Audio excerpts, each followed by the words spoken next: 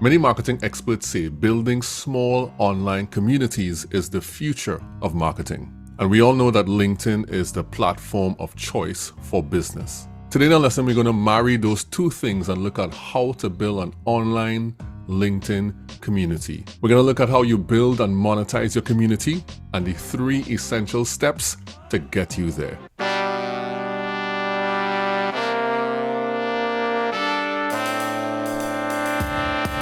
Teaching you to make useful content so that you can build long-term relationships with the people that matter to your business.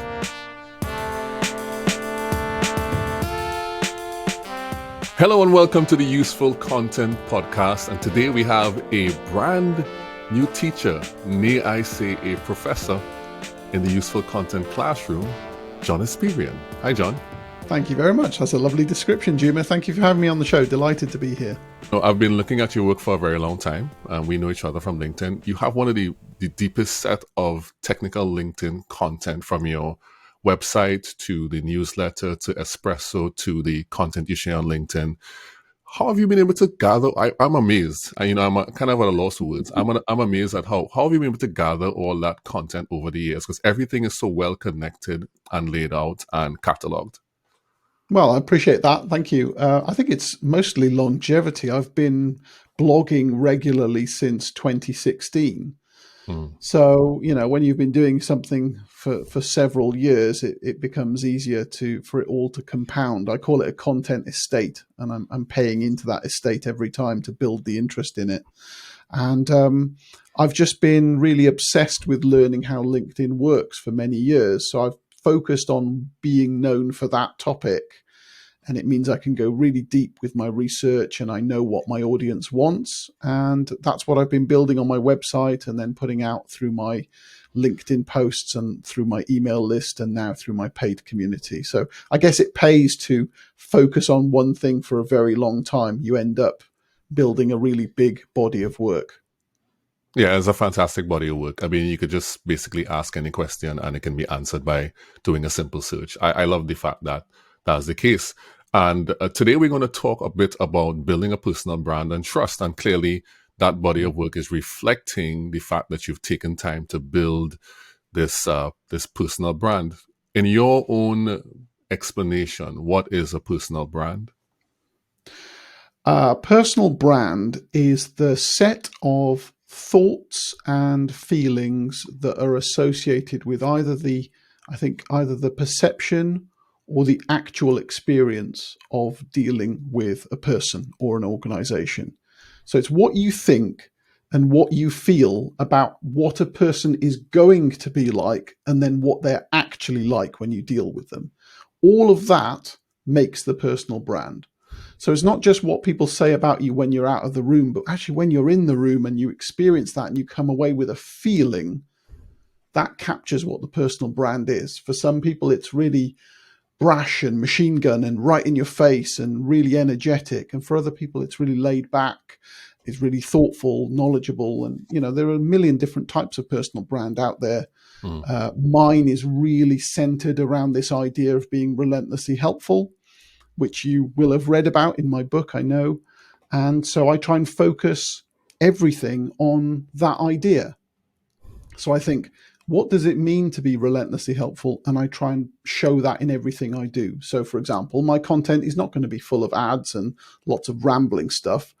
I want to help you and get out of your way. So I'll focus on what are the tips I need you to know. I'll give you as much detail as I can, and then I'll get out of the way. That's an example of my personal brand. Yeah, I love that. And I think that's a good point you make, because people often quote, I think it was Jeff Bezos, about the thing that people say about you when you're not in the room. But what is the thing people say about you when you are in the room as well? And, it's not just an absent thing. It's also a presence thing. And I often refer to a personal brand as the thing that people don't forget about you. So whatever makes that impression, whatever is long lasting, for me, that's what it is. They go away and they take something, and that is what it is. That's an excellent explanation. And you use that personal brand to build trust. Connect those two dots for me: personal branding and trust. Yeah, well, I think it comes back to this idea of being the same shape every time. That gives people a sense of your congruence. Like if for example, you are, you're a video expert, you always turn up in your red shirt, you've always got that liquid smooth voice, I kind of know what to expect. And if you always show up doing that, when the time comes that I need that video expert in my life, I'm going to trust you. If you suddenly moved into a totally different field, you're wearing different clothes, you're talking about a completely different thing, I don't really know if you have any chops to back that up. So Mm. maybe I'm not so likely to really remember you. So if you can be congruent, the same shape every time you show up and you talk about a subject relentlessly, then over time people will say, he's the guy who does that. And that makes you memorable and referable. And that's what all of that is about.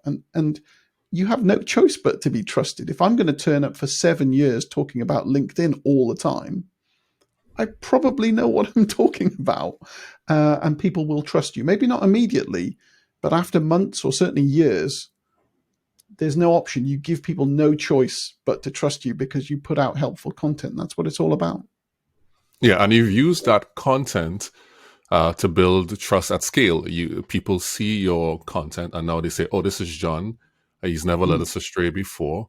I can now trust anything that he is saying." And even if you make a mistake, you come back and you correct it or you update it, and you're very yeah. responsible with the way you share your content. And I guess that has allowed you now to go into community building. And so let's talk a bit about LinkedIn communities and why did you choose to particularly build a community on LinkedIn? And then we'll talk a little Yeah. bit about how you started to do that. Yeah, sure. I mean, one of the key things to keep in mind here is that when you're creating content for social media or the internet in general, very often you're giving away that content for free. You're giving away a slice of your brain completely for free, possibly to the whole world. In return, you get social credit in the bank for that. You build trust with people because you're helping them. After a while, you get the privilege, the opportunity to cash in on that value that you're giving. So if you're going to go and make 1,000 videos, let's say, at some point you're going to go, okay, people trust me now. I can take advantage of this in some responsible way. And for me, the opportunity was there to say, I've got this body of work, this content estate. I can now monetize and build a community where people trust me enough to say, your free content is good enough that I'm going to pay you on a regular basis to go to another level. And that's where a community can take you. And you can only really do that if you specialize, I think, and do it for long enough. So I always say to my members, if I tried to set up a community 5 years ago, who's going to pay me every month when they don't really know enough about my skills? No one's going to do that. We haven't got money to burn. You need that runway to build before people will go, okay, he's the guy. I'm going to, whatever he's going to charge, I'm going to pay that because I know this is going to be good. Yeah. Did you always have that in mind, or did that just come as an idea as you went along? No, I got a bit lucky here. I created a free version of my community to help the people who were subscribed to my mailing list to talk to each other. Because what used to happen is I had this mailing list, we had excellent conversations, but it was me having the conversation with the other person, and no one else got to see that. It was happening in private. So I thought, let's have all of these conversations in one place. Most of the conversation is about LinkedIn. So let's do it on LinkedIn in a LinkedIn group. And that quickly grew to, I think, something like 650 members who were talking to each other all the time, every day, asking questions, sharing tips. And that became like a full-time job. And I thought, Mm. hang on, I'm a copywriter. Actually, I can't spend the time doing this unless I make some money out of it. And that's where the paid community came from. So actually, I never had a master plan to do that, but it became obvious that this is what people wanted. And so I leaned into that. And now here we are. It's been 18 months and it's working out pretty well. Yeah, and I like that. I like the process. You went from focusing on yourself, clarifying your own personal brand, and building trust, and then it naturally led into now having a community. You formed a nucleus in yourself, and then a Yeah. community gathered around you. That's naturally, and I guess if you can do that, you can be pretty clear. Because in content DNA, you talk about that. You talk about obviously being the same shape everywhere, and the fact that you had this terrible tagline before, and just by happenstance, you happen to say relentlessly Yeah. helpful on stage. And Yeah. that was starting a new journey for you. So let's talk about your LinkedIn community management a bit now. So what does that actually mean? What is this? What is managing a community on LinkedIn? How do you do that? Well, we've got lots of facets to our community. So there's a place to have discussions with other members, and there's also an email list, but there's also things like a video library and a private podcast. And we have a members map and a database of skills. So there's lots of facets that make up the community. But I suppose the key thing to know with all of that is it's a privately managed zone of the internet. And I found over the years that a lot of people, especially with LinkedIn, they're a bit scared of saying something publicly because there are 950 million members potentially watching that. Maybe their boss is going to see it. And people just would prefer to stay silent than to say what they really think about things. Yeah. And so giving people a private space to talk just lets them talk a bit more freely. And they can see that they're effectively in a room with other people who are like them, who all pull in the same direction. And that means there's this idea of kind of psychological safety. If you feel like you're in a small room with people you trust, you can do things that you wouldn't do in front of 950 million members because it's too scary. So that's one of the great values of having a small community, I think. Are the members aware of this impact, or do you just see this? Can they articulate the fact that it's safe? Yeah, I think they absolutely do. I mean, we run little challenges within the group, and sometimes I'll say to people, okay, this month I really like to see you create your own video for the first time if you've never created one. And sometimes people will say, okay, here's my second take, and what do you think of this? And they would share that, but they would never share that publicly. And then sometimes you can get real success stories where someone says, I've made my first video and I didn't die. And actually, I'm going to go and start a podcast now. And you're like, great. So a little win has turned into something potentially massive for your life and your business. And you would never have done that if you had the public potentially criticizing you. So you can't always predict what's going to happen. But if you're in a space with other people who want to support you, want you to win, they're your cheer squad, then great things can happen. And small communities, I think, actually will be the future of the internet rather than the big wide open. We'll have lots of little communities that are all collaborating with each other. Yeah. It kind of is in line with some of the other things I've been hearing online in marketing about small communities and that idea of belonging to a space that you can freely share. Okay, so psychological safety is like the first thing in the trifecta of things we're going to talk about today, and you pretty much covered that already. Is there anything you want to add about people being safe in the community and how someone can build that for themselves? Well, I think, again, that just comes back to having the trust. I mean, if you were starting a community tomorrow, would anyone trust that you could produce the kind of environment that they would feel safe in? You need a long runway for that. This can take years. But if that's your end goal, if you're starting with that end in mind, I think you can probably speed up the process in terms of talking about that kind of thing in your content, which I never did before. It just came about quite organically. So maybe it took me, let's say, 5 years to get there. I think people could probably do it sooner than that. But yeah, you need some time. You need some skin in the game, some time in the game before people will get there with you. And you've got to do everything you exhibit shows whether you're a trustworthy person, your ethics. So yeah, just be patient, and it can also happen for you. But it's important to speak to people with a like mind. I think I attract people who are a bit like me, and that makes it much easier for them to trust me, and therefore we can all get on well together. How do you determine like-mindedness?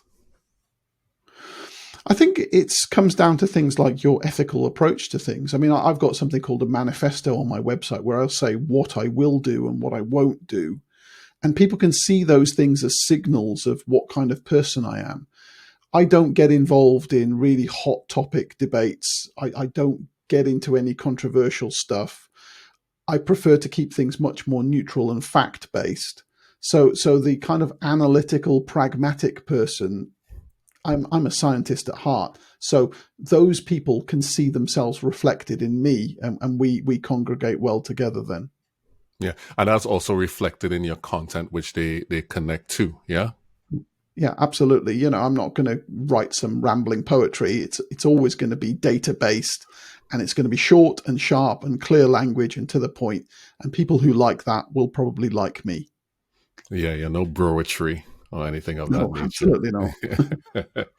All right. Good stuff. Good stuff. Okay. So we spoke about psychological safety, and there is another thing that you talk about when building and managing a community on LinkedIn. The second thing you identify is accountability. Tell us what accountability means. Well, I think action is always going to beat inaction, and inaction is your biggest enemy. So there's so many things competing for your time. But again, if you're in a zone where you're with other people who want to move forward, seeing those people moving forward and having little challenges to get you to do just a little bit extra each day, that's massive when it compounds if you can do that consistently. So instead of having a massive goal, we try and like to shoot for small goals, as a way of moving everyone forward, and setting little deadlines as well. So I mentioned earlier, let's say you're going to do your first video before the end of the month, and then we're going to go and check that you really did it. And it's kind of, I suppose it works in the similar way to the way slimming clubs used to in the old days, where you'd say, okay, we'll all do our weigh in together, and who's lost the most weight, and you're all encouraging each other, and no one wants to be the person who's failed that, because you get that kind of social element going on where you don't want to let the team down. So even if it's something where, if you were on your own, maybe you don't care about yourself enough to do that thing, but if you're with five other people who all want to get a certain thing done, you also want to get it done because you don't want to let them down. So accountability there is important. And remember that inaction really is a big enemy. And if you don't have an accountability partner, even if it's just one person in a DM conversation, that might be the difference between you getting your goals met or not. Okay, I've seen people who have done what we call challenges.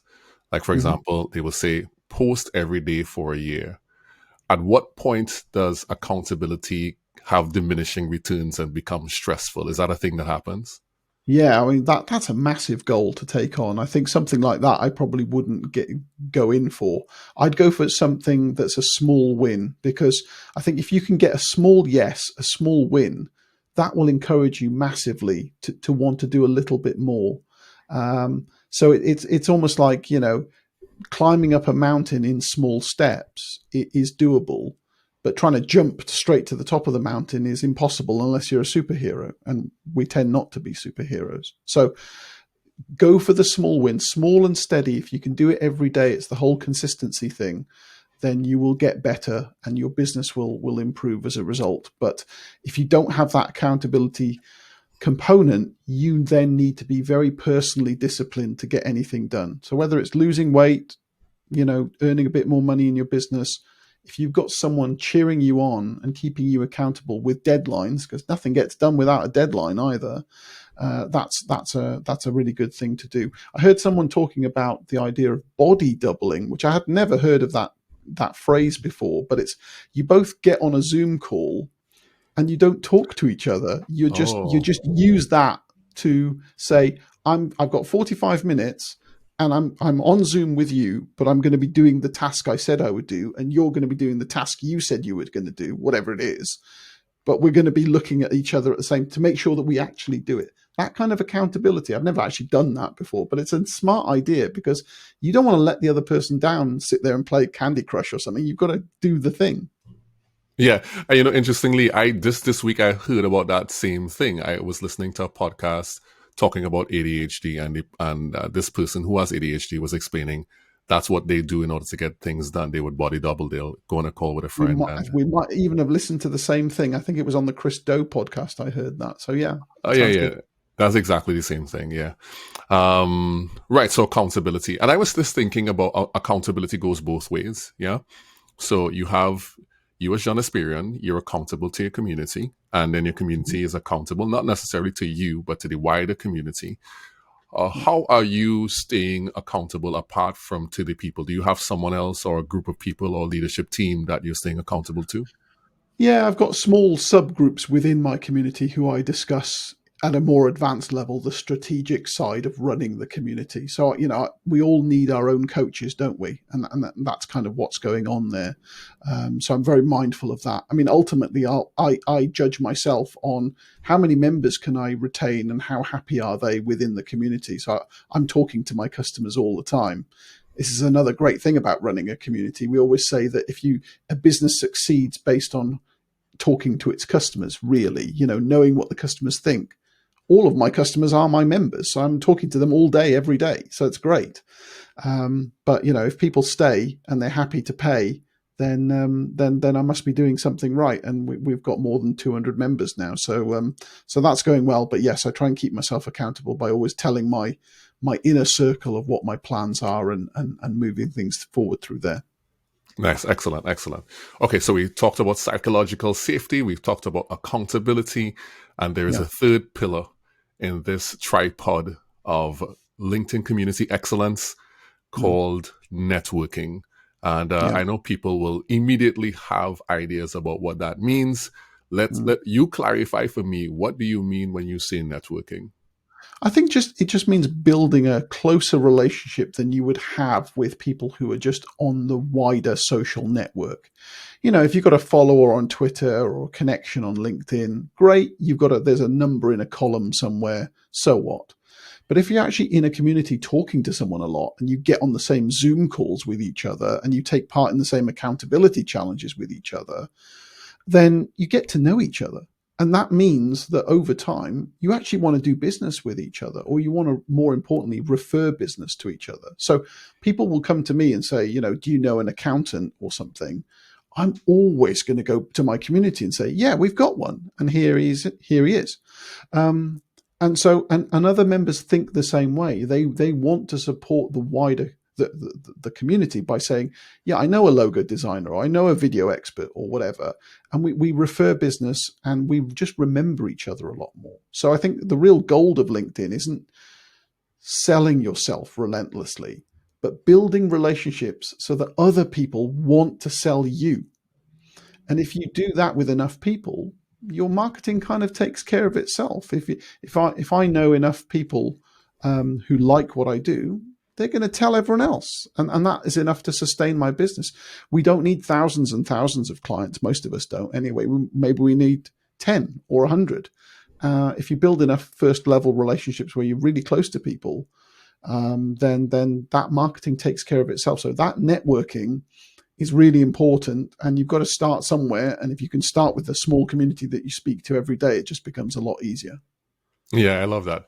Building relationships so other people sell you, Yeah. and that's I'm big on that. I'm big on that. Hence, it's good to relate. So I think that in networking, when people talk about it, it can definitely come across as kind of, I'm just doing this to get some benefit for myself. Hmm. The only reason I'm taking your card is because I want you to take mine, type Yeah. of thing. How do you Yeah. how do you stop that type of behavior inside of the community? No, well, that's never what it's been about. That's far too transactional for me. I think I would encourage people to build their personal brands to the point where if you ever think of that skill, whatever that skill is that you've got, your name is immediately top of mind. If you can do that, you don't need to worry about being transactional because people will remember you. So whether it's video streaming, LinkedIn expertise, or anything else, you need to get your brand so sharp that someone can remember you at the critical moment where someone says, "Do you know a live streaming expert? I'm going to launch my own show and I need a help." Oh, I know it's going to be, Juma, or that's where you want to get to, and people can see that I'm doing that myself. I'm leading by example. I'm not pitching my own services to anyone. They come to me. And if anyone were pitching like that, they were just paying to join a community so they can sell. Those people aren't welcome. They wouldn't. I mean, it hasn't actually happened, but if they did, they'd be shown the door pretty quickly. Yeah, yeah, yeah. Good stuff. Because you want to maintain the first part of it, which is the safety of the community. And if somebody moves in that manner, it then compromises what the community values of the community, and Absolutely. and so you have to try and preserve that in your every decision. You have to think about how is this going to impact the people, whether negatively or positively. That's The safety is everything. You can't have people poisoning your group. That would kill the group if we allowed that kind of thing. So you've got to protect that more than anything else. And people, I think, really appreciate it. Maybe they don't realize it when they're not seeing it every day, but they would definitely notice it if that wasn't being taken care of.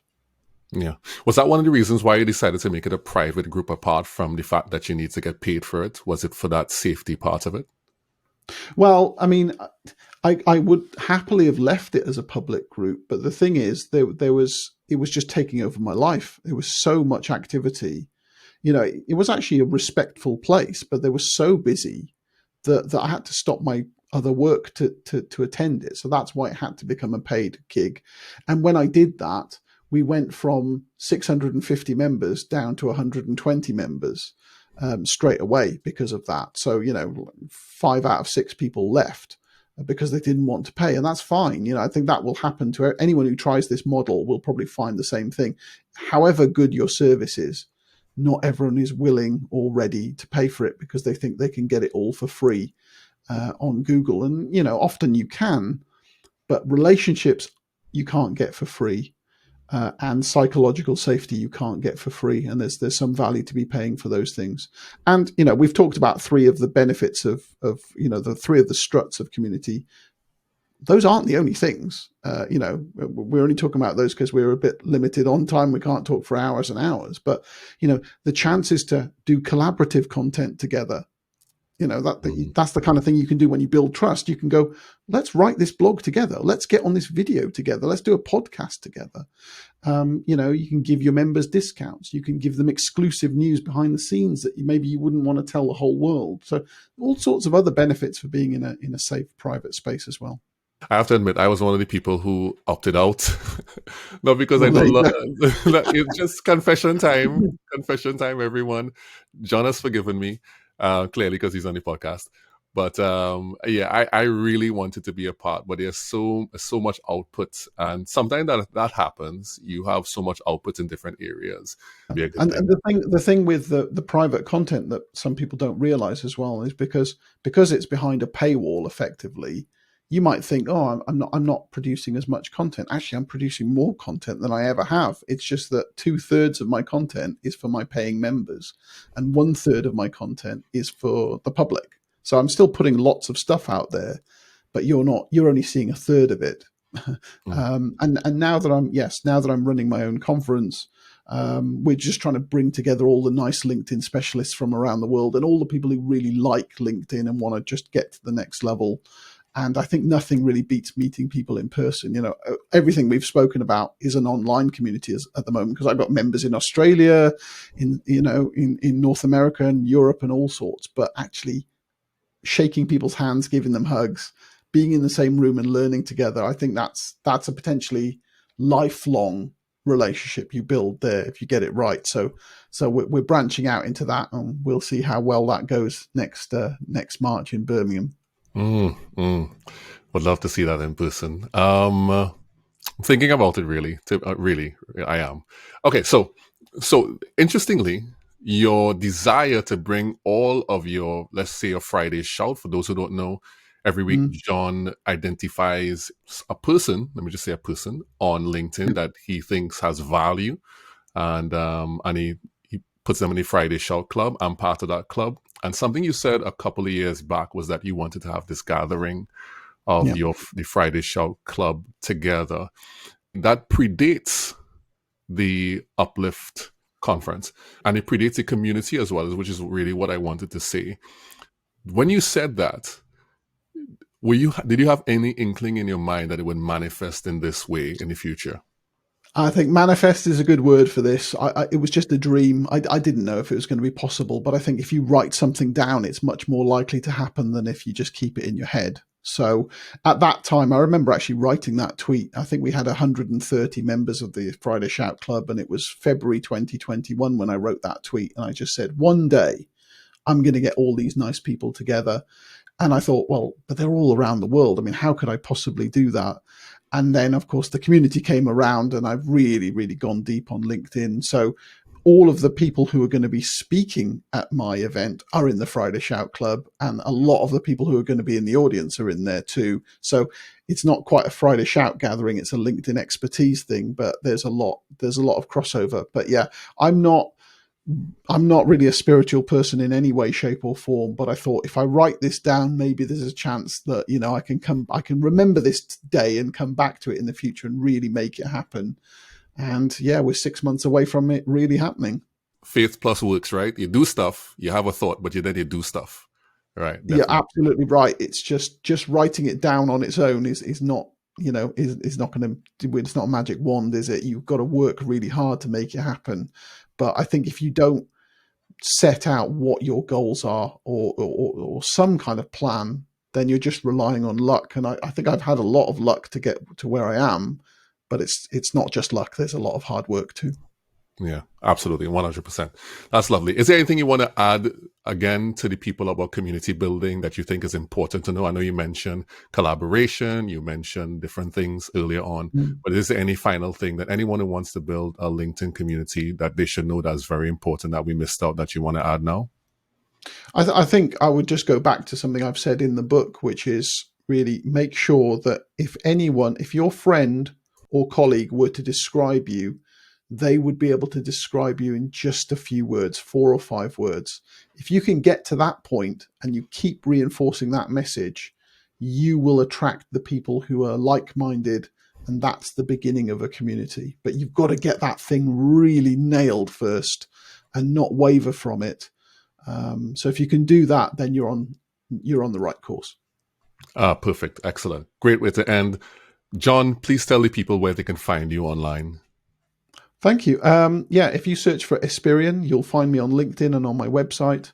And the current project is the Uplift Live Conference. So if you search for Uplift Live Conference, it's also linked on my profile. You'll find out all about the conference, and would love to see you there. Thank you. I would love to see me there. I want to see how tall you really are, Juma. I think you'll be pleasantly surprised to see how tall I really am. I think that'll Is it 6'7"? 6'7". Yes. Yeah, it's massive. Yeah, okay. Maybe I'll have a proxy step in just to measure the height. Nice. Thank you so much for joining me, John, and thank you all the students in the Useful Content Classroom for listening to this podcast today on LinkedIn community management and how you build that through psychological safety, accountability, and networking. And until we see you next time, have an excellent 2 weeks. Useful Content Classroom dismissed. And we're clear. Nice. Thanks, Juma. That was great. Yeah, it's really, really good, really, really good. Oh, let me just stop the recording here. I don't want to say anything terrible like go Manchester United or anything like that. Let me not do that.